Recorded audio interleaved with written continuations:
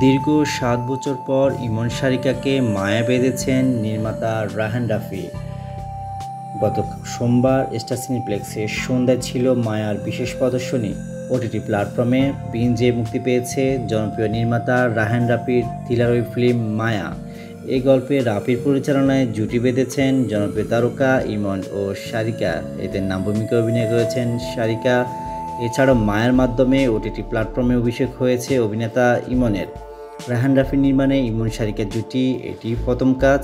প্রদর্শনী শেষে কেউ কেউ বলেছেন রাহাত চরিত্রে বাজিমাত করেছেন ইমন। মূলত মাদক, নারী সংগ্রাম, পারিবারিক টানাপোড়েন সহ সমাজের নানা বাস্তব ঘটনাকে কেন্দ্র করে নির্মিত হয়েছে এই ফিল্মটি।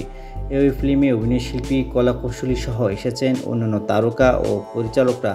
প্রিমিয়ারের এই দিনে ওই ফিল্মে অভিনয়শিল্পী ইমন সারিকা ছাড়াও উপস্থিত ছিলেন চিত্রনায়িকা বিদ্যা সিনহা মিম, প্রার্থনা পারদিন দিঘি, সামিরা খান মাহি, রুকাইয়া জাহান চমক সহ অনেকেই।